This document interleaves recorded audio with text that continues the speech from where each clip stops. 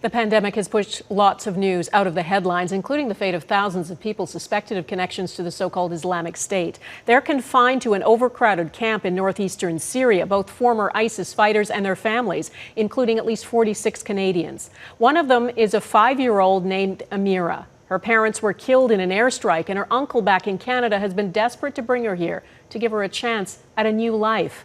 Now, as Mike Drolet reports, it's finally happening.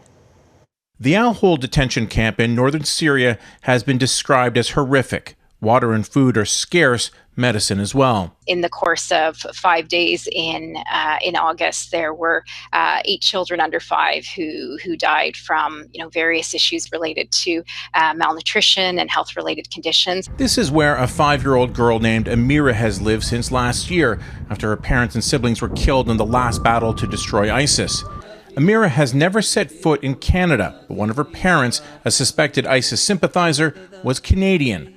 And now, Global News has learned Canadian Special Operations Forces, working on behalf of Global Affairs Canada, got her out of Syria.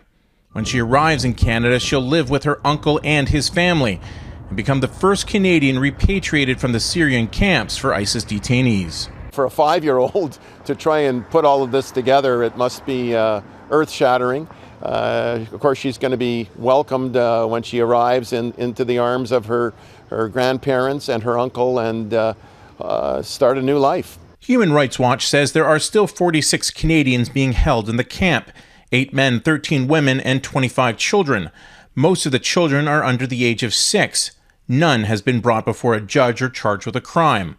Over 20 other countries have managed to repatriate their citizens from the camp, yet Canada has said it was too dangerous for consular officials to travel in northern Syria. It's a question of political will and the lack of political will to repatriate this specific group of Canadians who are detained in northeast Syria. When asked if Amira's return would open the door to others, Canadian officials maintained this was an exceptional case. Sometimes you got to give way to the politics and do the right thing. And I think this is a first step in doing the right thing. I'm really optimistic that this might lead to further action on behalf of the government. Mike Drolet, Global News, Toronto.